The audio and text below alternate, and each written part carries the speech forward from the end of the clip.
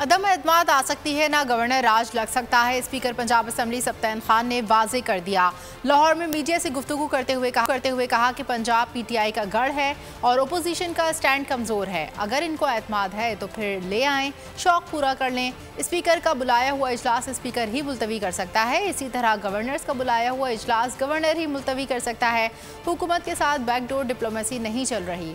Vote Imran Khan और इमरान खान के बयानिए की अमानत है।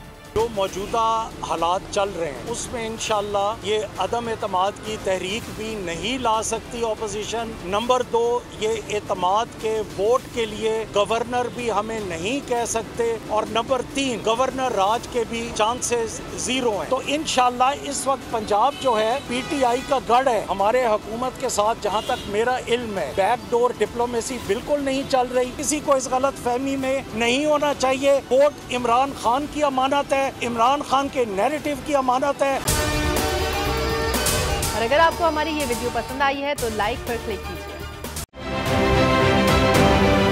आप ये समझें, ये जो हक है ना, हक पे खड़े रहना और हक को बोलना, ये दूर से लगता है तन्हा हो गए लोग। आप खान साहब को देखें, तन्हा दिखाई देने, सारी जमातें मिलकर उनके खिलाफ हैं। लेकिन आज भी पाकिस्तान की आवाम उस हक की आवाज़ के पीछे जो है 80% से ज़्यादा आवाम उनके साथ है। सेम एग्जैक्टली इसी तरीके से बोल की कहानी है भाई। बिल्कुल अलग आपको तन्हा दिखाई देगा, हर जगह आपको खड़ा हुआ नजर आएगा, हटेगा नहीं किसी चीज़ से। और उसके साथ भी 80% आवाम अगर आज आप देखें तो उसे बोल दिख रही है।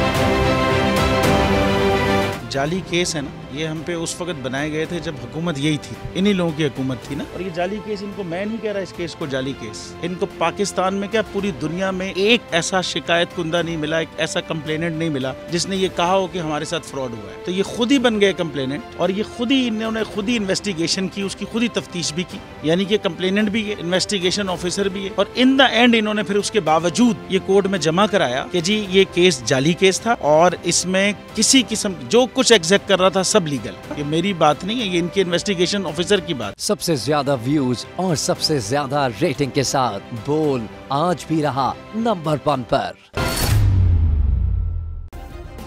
सब्सक्राइब करें और बेल दबाएं ताकि कोई खबर रह न जाए।